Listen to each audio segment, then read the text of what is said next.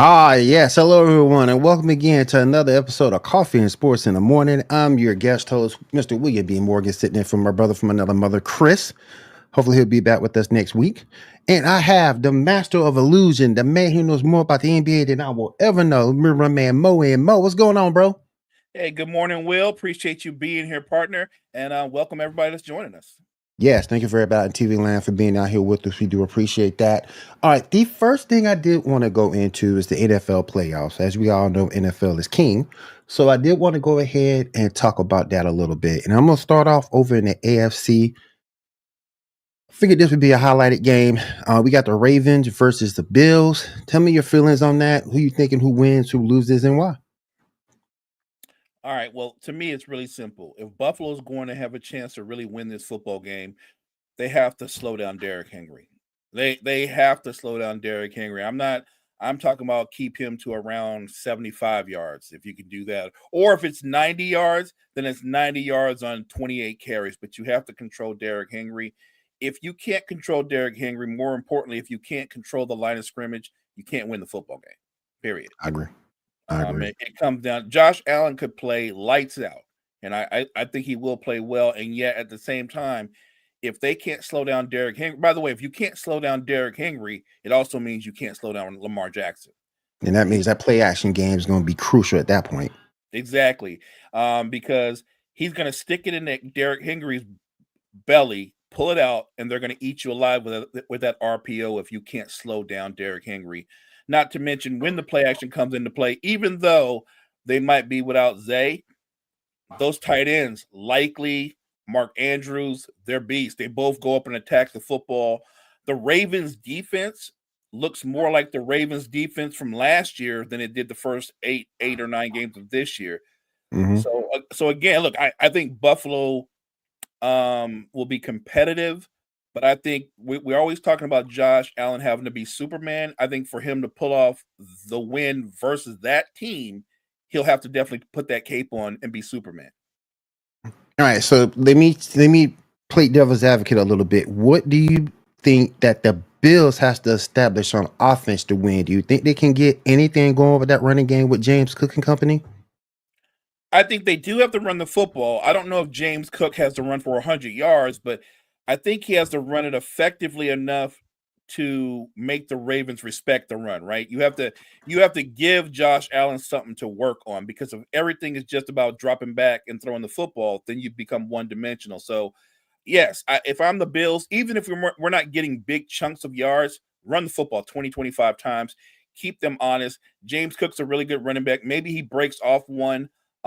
He's very capable at the backfield as well. I think their running backs all are really good receivers.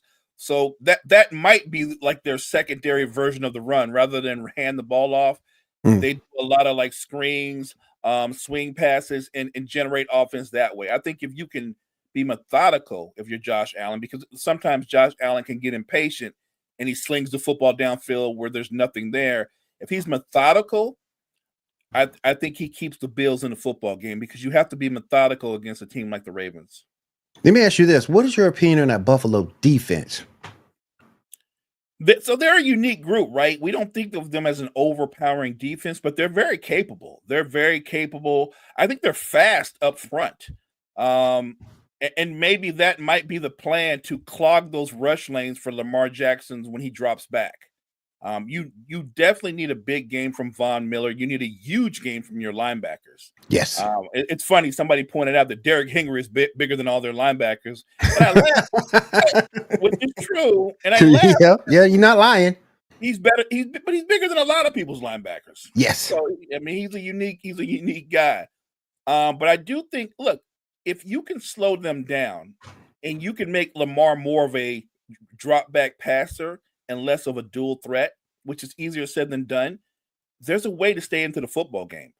I think for Buffalo to win, though, I think Buffalo has to start fast and put the Ravens on their heels, right? Mhm. Because if you get behind the eight ball and they can just run the football and dictate tempo, it's over. You think the kicking game might make a difference? I think in the playoff, the kicking game always matters. I think the kicking game always matters, and especially if it's going to be a tight football game. I'm not saying I expect the Ravens to just walk in and mow the Bills over.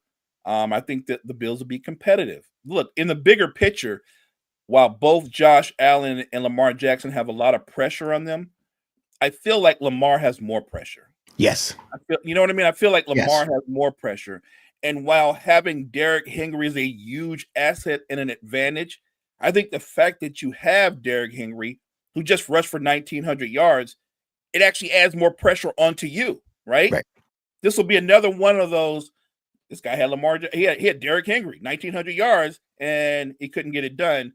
And look, that's the scary thing. We don't mention this a lot about sports, Will, but it becomes a mental thing. If Mhm. Buffalo gets up early and the Ravens struggle, how does that not get into his head to some degree? Right. So I do there's a lot of pressure on both QBs, but Lamar bears a lot, and I mean a Yeah. lot of weight. So that could be a huge factor in the game. Now, about me and Gene was talking earlier about the situation. Gene, get better, bro. And we were talking about MVP, and I do realize the MVP votes are already in, but it looks like we have two of the front or the front runners rather for the MVP right in front of us in this game. Um, the one thing that makes me upset about this, Mo, because it's determined so early, I would love to see the MVP actually get to the Super Bowl. What's your thoughts about the MVP being voted on A so early, and B is the award diminished because they don't have any postseason success? Look, just like in the NBA or the MVP is a regular season award, right? Yes. So let's give that particular player, whoever wins it, their flowers for the season that they had. Yes, in a perfect world, you love the guy that win the MVP because that's supposed to be the best player in the league. Go all the way, and we've had some MVPs win Super Bowls. We've had a lot more that didn't. Yeah, you'd like to see the MVP win the Super Bowl, but look, I'm sure you can. There's another way you can spin it, right? I didn't. What if I don't win the regular season MVP, but I'm the Super Bowl MVP? That carries way more weight than the regular season True. MVP. True. I'll take that all day, every day. True. But yeah, look, the interesting thing is you can make a strong case for both Josh Allen and Lamar Jackson. Yep. My thing is Lamar Jackson was last year's MVP. He's had a better year than he did last year. Mhm. And as good a year as Josh Allen has had, Lamar's actually had a better year overall. He's had a better year. He has. I feel like if Lamar Jackson doesn't win it, it's more about this being a narrative-driven season where I feel like in week 3 we were already saying Josh Allen was the MVP, right? They were already saying that Yep. early, and I think it's gone. And he's had some big moments. Obviously, maybe his biggest moments was when he beat the Chiefs in the Mhm. regular season. And I feel like at that point he was already anointed the MVP, and I'm taking nothing away from him. To me as a fan, I hope at a minimum, Will, that this is one of those rare years where they go, you know what, it's a tie. We're gonna do what we did with Steve McNair and Peyton Manning that one year when they Remember that? co Yep. MVPs. Yep. I Remember that? think Yep. that makes sense to me that they at worst case scenario for Lamar, they're co MVPs or he's out and out the MVP. Right. All right, let me move over to another game. I'm going to move over to what is supposed to be the quote unquote highlight game over in the NFC. Commanders versus the Lions. Mo, do you give the Commanders a chance in this game at all? I give them a chance because of Jaden Daniels. Yes. I give them a chance because of Jaden Daniels. With his ability to make reads, unlike most rookies, and his legs to make explosive plays when there's nothing there, I give them a chance because of him. I think he's going to come into that game with all the confidence in the world, knowing full well everything is on the Lions. I think he's coming in there playing with house money. Do I think the Redskins defense can slow down the Lions offense? Honestly, I don't. Me neither. But what if Jaden Daniels can put on his cape himself? Because I think Jaden Daniels against a depleted Lions defense, it seems like he's primed to have one of those games where he throws for 250 and rushes for over 100 yards, and keeps Washington in the game and makes it a competitive football game. So I think initially, yesterday, Chris and I were talking, and we thought this might be a blowout. Mhm. I'm going to rescind that. I have so much confidence in Jayden Daniels and how he galvanizes his teammate. I think we're going to get a competitive football game, but in the end, I do think the Lions win. Is Montgomery even playing for the Lions this game? I haven't heard him being off the injury report as of yet. They said he might, but my guess is, look, you don't play with somebody's health. If you're not 100%, my guess is he's not going to play. Yeah. And Gibbs is a damn good running back. That's for sure. That's for sure. Gibbs, I think they're both terrific, but Gibbs, to me, he's that total package. Gibbs could be a 1,500-yard back and catch passes for another 600 or 700 yards. He's that guy. Yep. I agree. I'm with you. I'm not completely counting out the Commanders. I really like the kid Noah Brown. Terry McLaurin. I'm not counting them out completely of that football game. It'll be a good story if they won. In terms of the media, it'd be a damn good story if they won. But at the end of the day, I just think the Lions is going to be a better team. What do you see Detroit is going to do in this game? They're just going to pound the rock. Are they going to do more play action off that run with Gibbs? How do you see Detroit winning? I think Detroit comes out throwing the football. I think they're going to spread. I think they're going to spread them out, and they're going to attack. They're going to attack their DBs. Look, Washington, I would say they have the middle of the road defense. They're capable. You're being nice on that. I think they're capable of making plays, but we're talking about going up against an elite offense that their third receiver is a terrific receiver. Do you know what I mean? Like their tight end is a problem. Yep. I have it, and then you throw in what Gibbs can do in the run and the pass game, and it's like playing against a track team. And all of those guys can beat one-on-one matchups. So I just think the Redskins defense, they if they're going to be in the game, they need to get some tip balls. They need to create turnovers out of, like, you're not going to get to Jared Goff because he gets rid of the ball pretty fast. Yes. But that doesn't mean you can't tip the ball or create a fumble. They need something like that to be in this game. Because that Lions offense, once they get going, they don't slow down. That's hard to stop. That is very hard to stop. It is. All right. Speed, Will. Yep. All right, let's move on back over to the AFC. We're going to talk a little bit about Texans Chiefs. Mo, is this a mismatch? Yes. Yes, it's a mismatch. And here's the thing. No Texans standing up to the occasion. Now let me be clear. It's a mismatch in the sense that the Chiefs are going to win. Right. All right. Let me start there. The Chiefs are going to win the game. That's where it's a mismatch. I think the Texans with their defense can be competitive? Yes, because they're a very good defense, and the Chiefs are not an explosive offense. No. But we've seen this movie before. Mahomes won't be explosive. They'll just make enough plays to score, let's say, 20, 23 points. What I believe is going to happen is, and I actually am a fan of this young man, but I think they turn Stroud over multiple times. I think that, because remember, as good as their defense is, the Chiefs' defense is as good or better. Yes.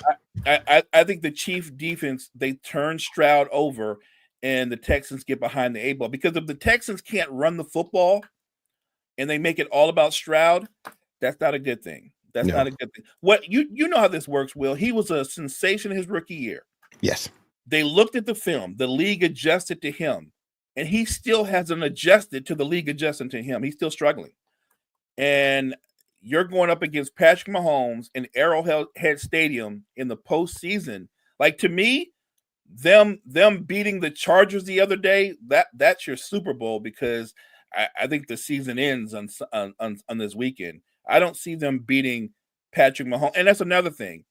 They beat the Chargers, but they beat the Chargers primarily because Justin Herbert threw 4 picks. Yep. He was a turnover machine. Yep. Patrick Mahomes at his worst is not going to throw you 4 picks. He might throw one, but you won't get another one. You won't get another one. I think Stroud is going to cough up at least 2 picks, maybe 2 picks and a fumble, but that's what I think is going to happen. I think their defense controls the football game, and Mahomes and the offense do just enough. You also got a determined Chris Jones in there too, a pumped up Chris Jones who's going to be ready to go for that Kansas City defense. We didn't talk about him a lot, but isn't Chris Jones becoming one of those guys that's like a big time postseason player? Like he He like is. when it's money times, he reminds you that he's an all pro. Yep. When you gotta have it, he's there and he delivers. Speaking of that, I do want to get into the train wreck we saw the other night with the Minnesota Vikings. They were talking about this the other day, and I got into an argument with somebody. Was that game primarily on Sam Darnold, or do you think it could have been a mix of things? I think it's a mix of things, but look, you got to give credit where credit is due. I thought they did a great job of confusing Sam Darnold, attacking him. And let's not forget, let's give Sam Darnold his flowers for the season that he had. He had Yes. a tremendous season that no one saw coming. But what I would say is, if you looked at how the Vikings played that last regular season game versus Detroit, right? When everything was on the line, Mm-hmm. and then you combine that with how they played in the playoffs, I think the real Sam Darnold is somewhere in between those two games and what he did in the regular season. Right. So I don't want to put it all on him because their defense wasn't as stout as it usually is. And I thought the play calling offensively was really conservative, and I don't think they played that way all season. I thought they were more aggressive throughout the season, and they didn't find different ways to get Aaron. I thought they would get Aaron Jones the ball in space and have Aaron Jones take advantage of the linebackers, and they didn't do that either. So you cannot put it all on Sam. He didn't play well, but you can't put it all on Sam Darnold. Let me go to the other team that we were talking about the other day. The Tampa Bay Bucks. Where do they move from here after going through that particular loss? Well, look, I think they're a good football team. Baker's their guy.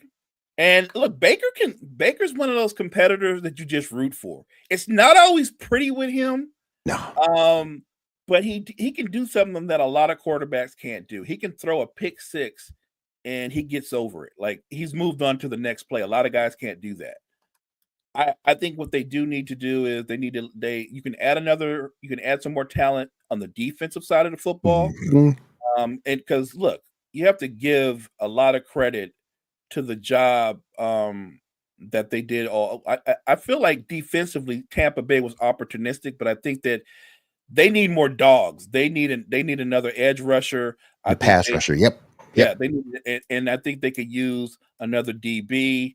But they found a terrific running back in their rookie running back to go with Rashi White. So I think they have a nice duo there. And look, I think the future is bright. You still have Mike Evans, who's a terrific football player. And there's a natural chemistry between he and Baker. And so I think Tampa Bay is in a position where they can add more talent and be at the top of that division. I think Atlanta has a shot to compete with them. But I don't know Atlanta's situation because we're going to get ready to see Michael Penix for a full year, right? Yep. And that's going to be interesting. But we know what you're going to get for Baker. Like no one talks about this, but if you look at Baker's numbers this year, he had an insane year. He did. So I think the Bucks are a good football team. I just think they need a little bit more playmakers on the defensive side of the football, and they'll be back next year. The only thing I didn't get in that game was a double spy on Jaden Daniels. I get the fear. I understand the fear, but I just didn't understand the double spy. All you needed was one. All right, let's go ahead and move over back to our current games. Rams versus Eagles. Do the Rams have a shot here? So I've been saying this all year about the Eagles, and I want to be consistent. I think the Eagles have a simple formula that works. The best or second best offensive line in football, the best running back in football. You hand him the football, you win the football game. Jalen Hurts, I know the quarterback is the most important position, but their best offensive player is their running back. And I will say this: Hurts was rusty last week, but we gotta understand he just came out of concussion protocol. Yes. I thought he looked good for somebody that just came out of there, didn't practice. But he's got to be better than that this week. And I expect the Eagles defense has been lethal all year and dominant at times to attack Matthew Stafford. Now, that being said, if you don't get to Matthew Stafford and he can plant his feet, he will eat you alive. You're in trouble at that point with the Cooler Cup. Right. You have to get to Matthew Stafford. And I think that's what the game comes. This game comes down to this: whoever or whichever team controls the line of scrimmage wins the football game. And my gut feeling is the Eagles have done that pretty much all season long. I don't like betting against Matthew Stafford, but I think and I told Chris that yesterday, but I think the Eagles are the better football team. It's real simple. The Eagles literally just need to be who they've been all year. If they're that, they're going to win the football game, and I don't think it's going to be close. But if they're anything less than that and they allow the Rams to stick around, you never know. It is hard to bet against Matthew Stafford, particularly during playoff times. It's really hard to bet against him. And to your point, that Rams defense is up and coming. They got a lot of speed on defense, a lot, especially up front. Their front seven, they get after you. They got a lot of speed, and so I'm wondering if Philly. I think Philly attacks the middle of the defense. I don't think you're going to see a lot of plays to the outside, any sweeps, any tosses. I don't think you're going to see Hurts try to go to the outside. I think everything is going to be between the 2 and the 3 hole. I think that's how you attack them. I think you attack them in the middle, and it comes down to who's more physical. I think the Eagles are the more physical team. Yes, I do think so too. I think so as well. All right, let's go ahead and get into some of this NFL coaching carousel we got going on.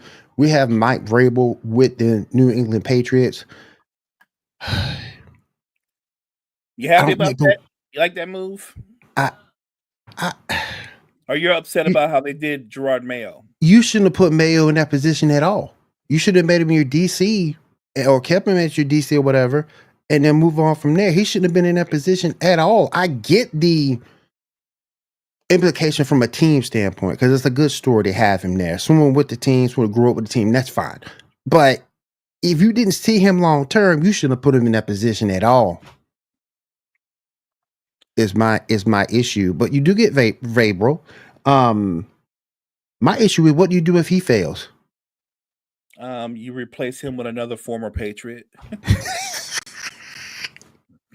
Another former Patriot. I'm just saying, just kick his back in with another former Patriot. Look, I understand the way. To me, it was like this. I think Gerard Mayo, that hiring was more of a PR move. Yeah, good story. Yeah, that's what I think. I think it was a PR move. You knew damn well when he took that job, you got next to no talent offensively. Nothing explosive on the outside. You don't have special. Your running backs are about as average as running backs can be. Yep. Your offensive line is probably one of the worst in all of football. Who's their best receiver? Butte? Look, you could put their whole receiving room in a lineup, and I couldn't spot anyone. I couldn't recognize. Yeah. And they said, "You, coach, first-year coach, go out in there and win football games." In the world, and a bad spot. And I don't understand that part. And if you want to tell me, well, there's other stuff going on behind the scenes, that's different. But unless if that's the case, firing a first-year coach, knowing what your roster is top to bottom, that doesn't make sense to me. And I feel like they did it so quick. Yeah, like they did it full well knowing they were all going to hire Vrabel. That's why it comes across as shiesty, because they did it the way they did it. And I'm not even saying that Mike Vrabel's a bad coach. He probably is an upgraded coach, but it's the way that you do business and how they went about that. Right. That's what felt wrong. Like, oh, I'm the coach for 1 year. You know what we're working with. You told me you're going to give me a full shot. A full shot would be you get 2 or 3 years to try to do something, because you're literally building this team up, right? Right. And he did not get that opportunity. And look, there's no other way to say it. What they did was really shiesty. Should have gave him a couple of drafts, see what he can do with a couple of drafts, get that line better, see what we can do. Right. Give him a couple of drafts. Let them see what they could do. Maybe pick up some top name free agents, put some more talent around the rookie quarterback. But those opportunities weren't allowed him. He didn't get that opportunity. They literally, in my opinion, I think they set him up for failure. Yeah, I think so too. All right, let's move back to another dysfunctional team with the Raiders. Let your boy Antonio Pierce go. What was your thoughts on that situation? So Antonio Pierce galvanizes the team, makes them win. He has them win games that they shouldn't have won. They reward him by giving him the head coaching job. And his situation is not that different from Mayo. It's, well, we don't have a quarterback. We're not set at quarterback. Let's start there. We ain't got no quarterback. Yep. We don't have a great running back. We let our running back go to Green Bay. We let our best wide receiver go to the Jets. The only thing you have is your rookie tight end. That's your guy. And you want me to win football games with a depleted offense, and then I'm fired. And I don't understand that. If anybody came into this season, Will, in the preseason, and we were picking the AFC West, honestly, you would have picked the Raiders either last or next to last. Yep. Based on what they have on their roster. That's not Antonio Pierce's fault. It isn't. And look, it's the Raiders, and they run stuff raggedy to begin with. They run stuff raggedy. Their owner, anybody that looks like Baby Huey, and that's your owner, I'm just saying, like, how much respect did he garner? Like, it's the truth. That man is a millionaire and has the worst barber on the planet. That's true. True statement. That is the haircut you get when you fall asleep after being drunk and somebody takes advantage of you. That's the kind of haircut you get. So true. But I think they did Antonio Pierce. You have to give guys time to get their guys around them, get a couple of drafts, and then judge. And they didn't do that. Right. And I don't even want to get into this is what happened to black coaches. I'm not doing that. That's any coach. Right. I'm going to go any coach. You have to give them a legitimate chance to put together a team and then judge them on that. Right. And I don't think Antonio Pierce got a fair shake.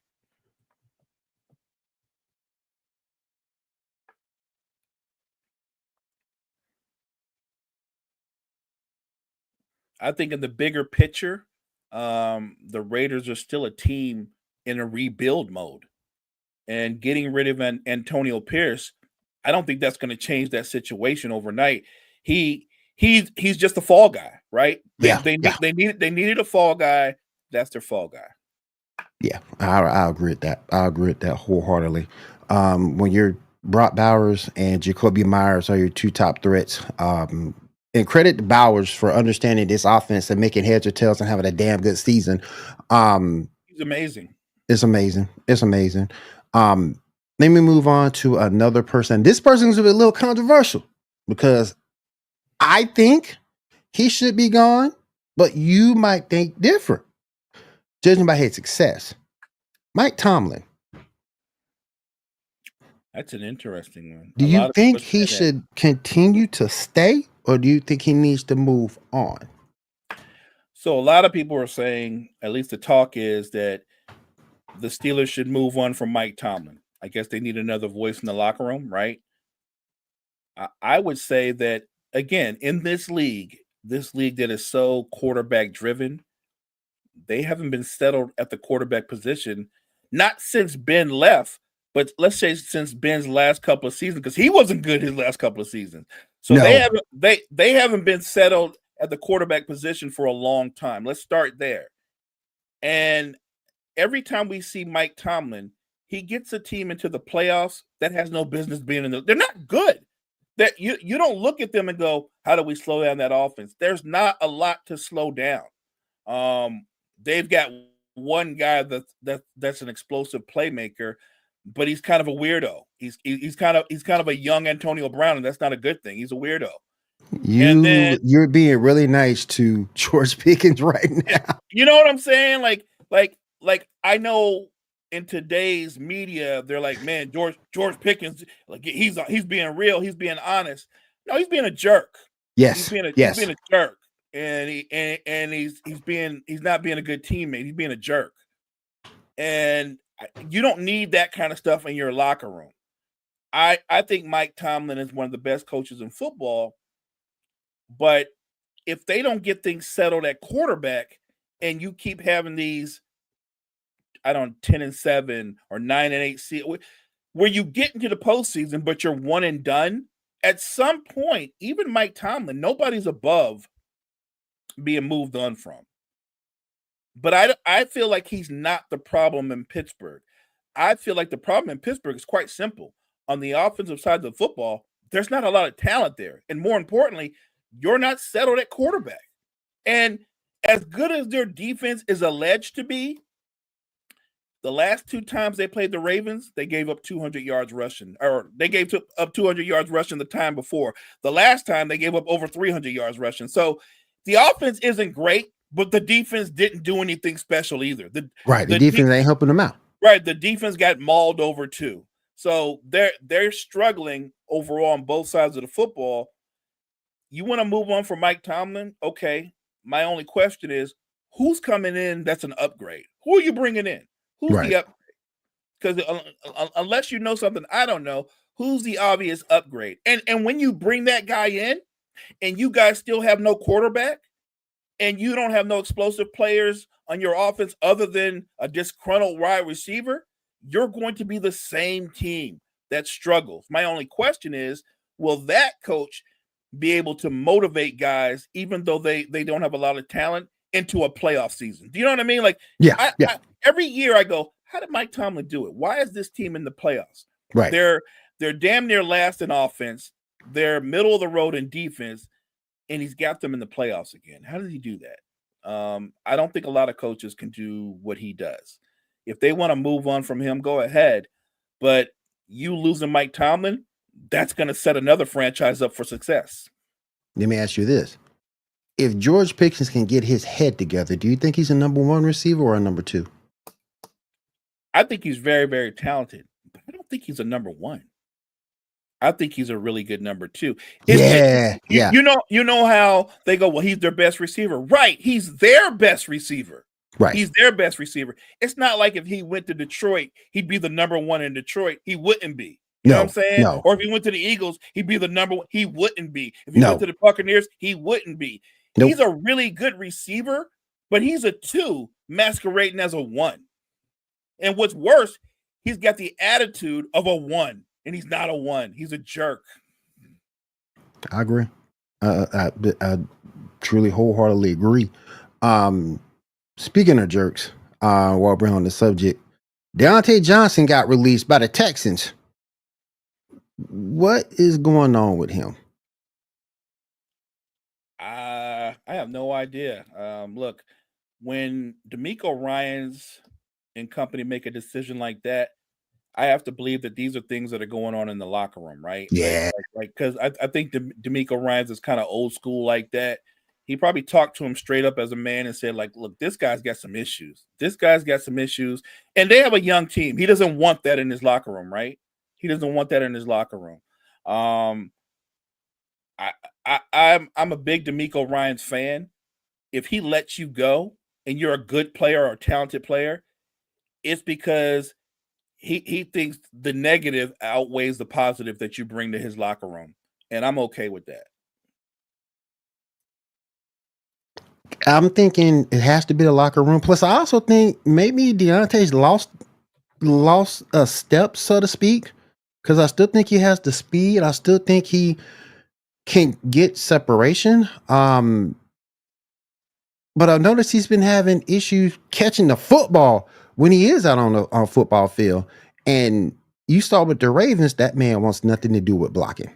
Nothing. No. Nothing to do with block. Nothing. So I feel like he has a lot of talent, but when people look up and you really get down to it, he's not a 1 or a 2. He's like a 3 or a 4.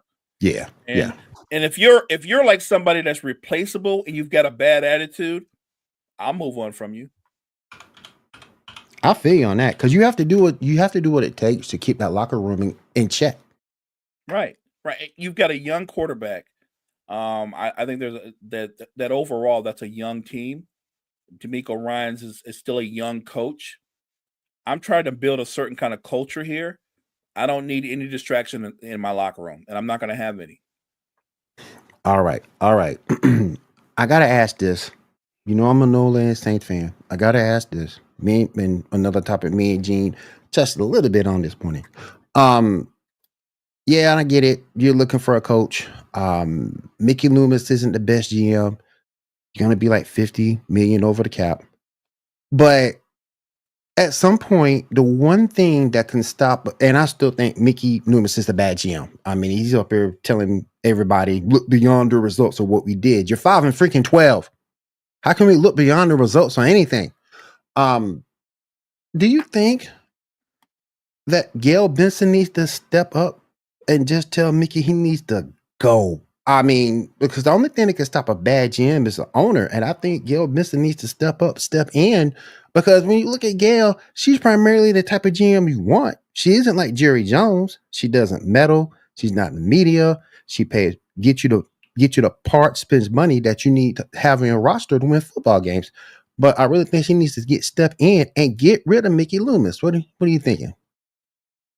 I think she's the type of person that you're right. She doesn't micromanage, but she didn't get to where she was at, the decision maker that she is.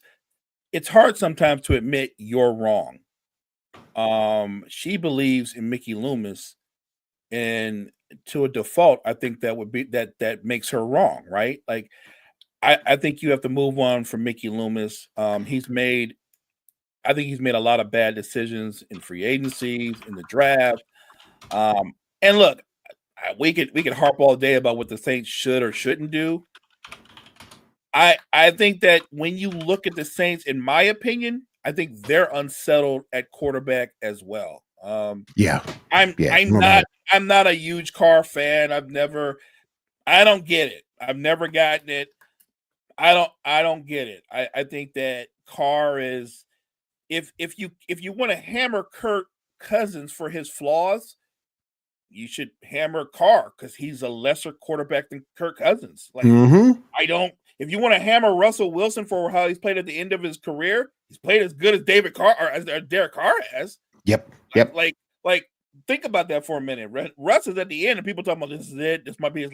He's done as well as he has. Like I just think Carr has gotten a pass for year after year. He is not a franchise quarterback. He's just a quarterback, and he's a replaceable quarterback. I just think the Saints, you got to go out. You got to get your quarterback. If you want to hold on to Carr for another year, that's on you.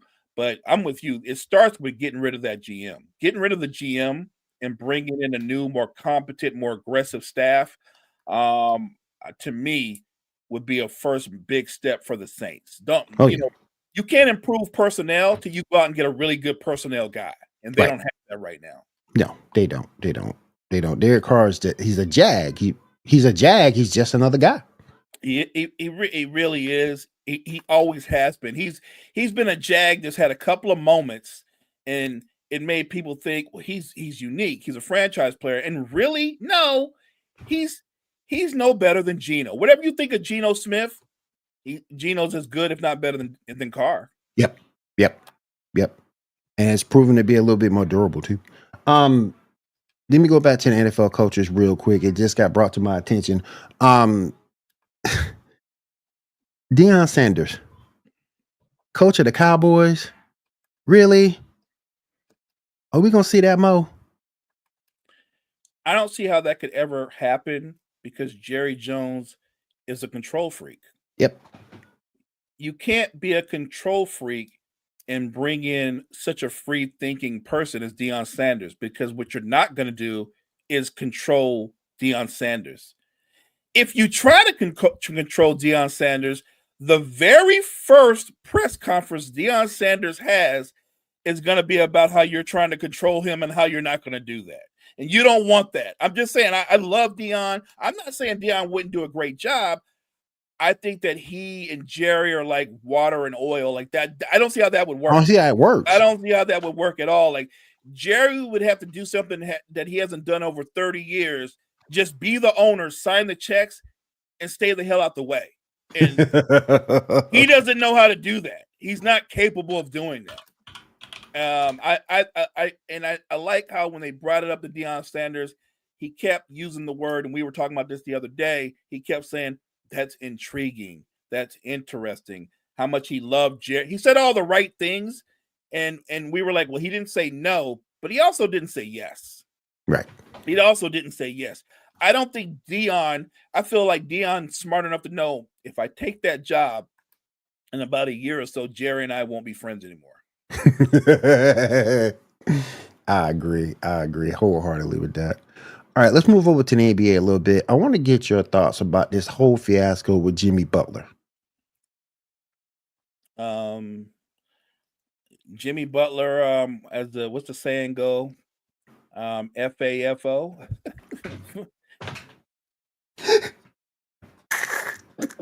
Right? That's what he did, right? Yeah. That's what he did. You're doing that with Pat Riley. How do you not know who Pat Riley is? Right. Pat Riley told LeBron, your boys, they're not coming on the plane. Your Right. boys aren't going to be in practice. And LeBron said that's a deal breaker. And Pat Riley then it's a deal breaker. But it's not going to happen. Pat Riley told D Wade, I'm looking at you at this point in your career, 2 years, $20 million. And D Wade thought it was a slap in the face. Pat Riley said, well, Chicago's offering you 2 years, $40 million. Pat Riley told him, you should go to Chicago. And he did. Right. And D Wade's like the greatest player in Heat's history. And look, all I'm saying is when people say, well, Pat Riley's messing up the Heat culture. No, you're missing it. He is the Heat culture. Yeah. He is the Heat culture. He's everything that people say they are, what they believe to be. It starts with him. And Jimmy Butler's going around doing his best Shawn Michaels impression, like I got to find my joy and stuff like that. And he's got to go find a smile. And the reality is Jimmy's going to find his joy with the first team that's dumb enough to give Jimmy Butler a max contract at age 36.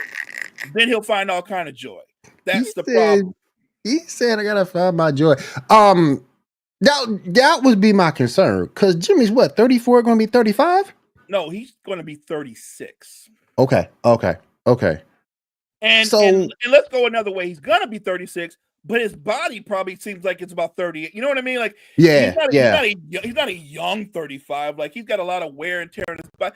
Jimmy Butler going forward is probably going to play 60 games most the rest of his career, right? The rest of his career. Well, let me ask you this. Would you sign a 36-year-old who's still a good player, but you're signing him to a long-term max deal? I'll say what I said when the Sixers went out and got Paul George.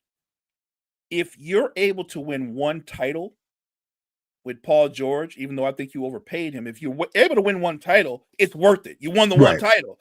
That's the whole point of it. If you win a title, nobody's going to talk about how much money he makes. My only thing is, I don't think Jimmy's going to move. Where is he moving the needle at? If you send him to Phoenix, they're not winning the title. They're not winning the title. Where you send them to Golden State, they're not winning the title. The only way you win a title with Jimmy Butler, you have to send him to a title contender. Right. You can't send him to a team that's trying to get into the playoffs. So can you send Jimmy Butler back to Minnesota? That might be interesting. But what would you have to get in return? Like, to me, if I'm I'm sure Pat Riley's like, I'm trying to get this dude out of here in the first train smoking. But the problem is people are offering me peanuts, right? Right. Because they're like, well, it is Jimmy. He is older. And another thing, remember, if he gets traded, Jimmy could be in your team and be one and done because he's going to be an out-and-out free agent. He could do the Kawhi and go, well, it's been real, but I'm out, right? Yep. So if I'm trading for him, I'm assuming I want him to stay. I need this guy to agree that he's going to sign an extension. Everybody's got their own ideas. I'll ask you, where do you think is the best fit for Jimmy Butler and the most realistic fit when you have to factor in money and what he could or could not bring to a potential team? I was going with that. I was going over that in my head. I can't think of anybody that makes sense money wise. I can see roster wise, but I don't see where it makes sense money wise because of the long term buyout at the end. Look, this man's gonna be playing to like if he gets a long term deal, he'll be in his 40s by the time it's done. Exactly. And so the So back end of that deal, you're basically paying for a guy that's gonna be a shell of himself. yeah, yeah. And I just don't see it. I just don't see anywhere where you could really put him to where it would make sense. Denver's not gonna do it. No, because They're not gonna. They're scared enough of the second apron as it is. So they've literally lost players that helped them win because of their fear of the second apron. So he has no shot to go into Denver. They probably have the cheapest owner in basketball. So I can't see OKC. Somebody brought that up to me on Monday night. I can't see OKC. Why? Tell me why why would they need Jimmy Butler on a team that already has SGA, J-Dub, Chet when he comes back healthy, Hartenstein, they've got Case and Wallace, they've got Wiggins coming off the bench. Here's the unique thing about OKC, Will, that nobody talks about. The team that has the most flexibility when it comes to making a trade or adding a big contract is OKC, and they don't even need it. They've got a bundle. They got a bundle of picks. They've got really good manageable contracts, and they're sitting here. And you go, well, OKC could go out and get. And why in the hell would OKC want to bring Jimmy Butler to their team? Why? I wouldn't.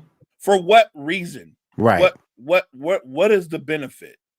Right. No, there's no need for that. There's I feel like OKC in a very unique. I'll tell you what OKC is going to do. What I think they're going to do. I don't want to get too far off track. I think they're going to take some of those bazillion picks that they have. When they find out who gets the number one pick in the draft, they're going to offer somebody something insane like, I'll give you 6 number ones to get that one because I think they want to get Cooper Flag. Now that would be and they have the assets. That'd be interesting. Maybe they have to do something else.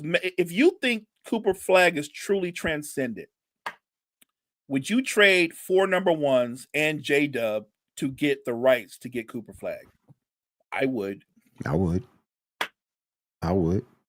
J-Dub's going to be a really, really good player. He already is, but he's not going to be a transcendent player. Right. And it'd be a win-win. Yes. It'd be for a win-win. Because J-Dub's going to go somewhere else and be a perennial all-star for years to come wherever he goes. He's a terrific basketball player. I just think that the Jimmy Butler thing, for us, the NBA fans, it's interesting because I would love to see somebody pull off a massive trade just to see how it ends, right? You want to see how it ends.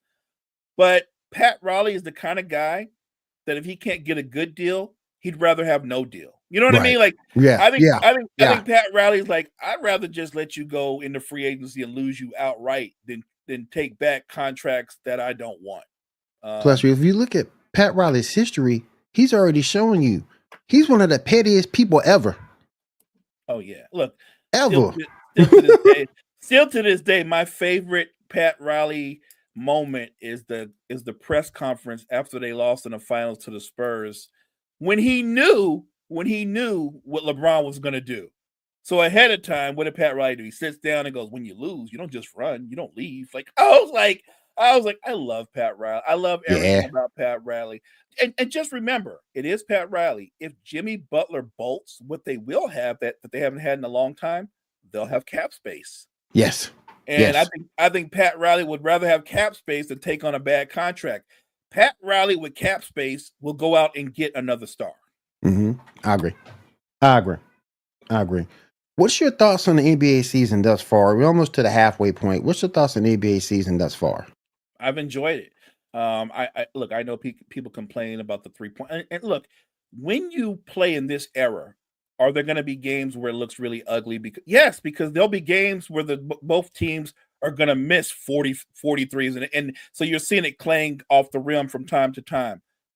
But I'm looking at the overall season, Will, and what I'm enjoying the Cavaliers opting for continuity rather than go out and get a big name. They kept their core together, and they're just better. Evan Mobley is better.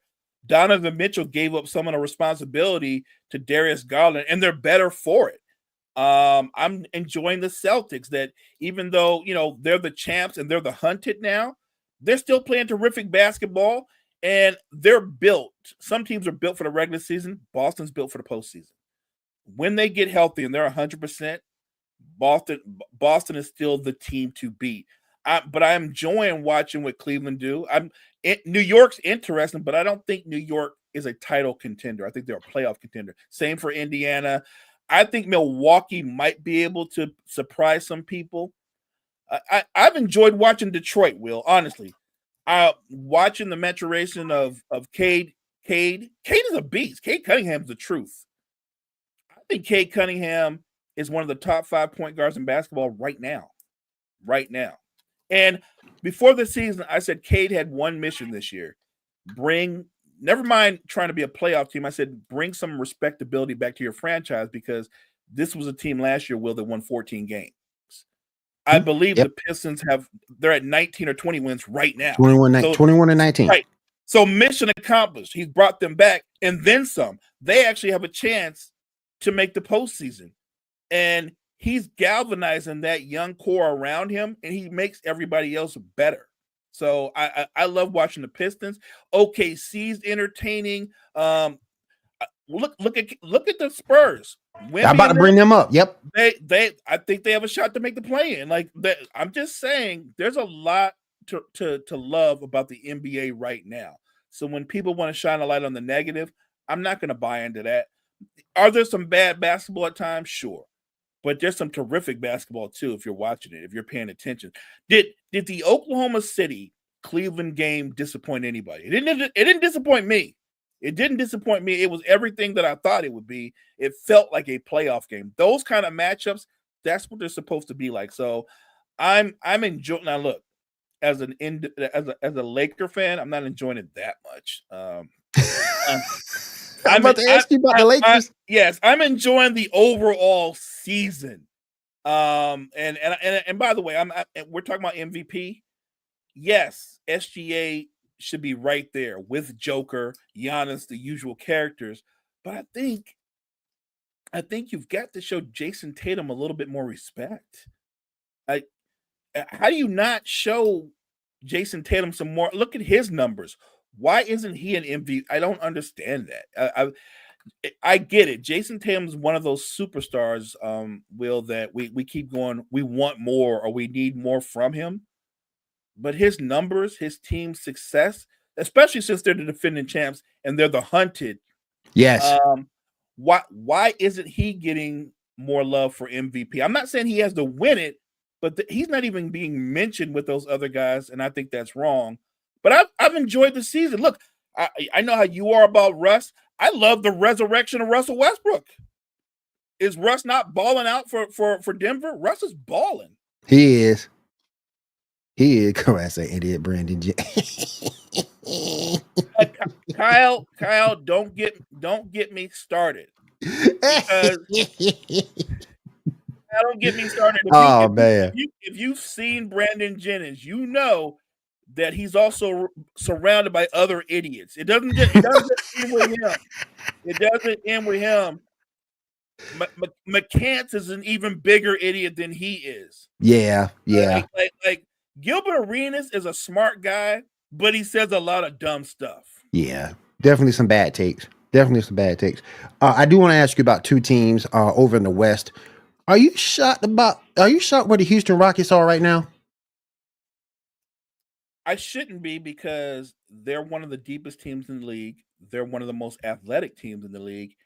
What I keep harping on, and our guy, coach, and I go back and forth over this because obviously he's a Rockets fan, is that my problem with Houston is everything they have, they should go on a deep playoff run.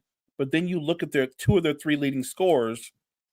Jalen Green is one of the more inefficient scorers in all the NBA. He is a chucker.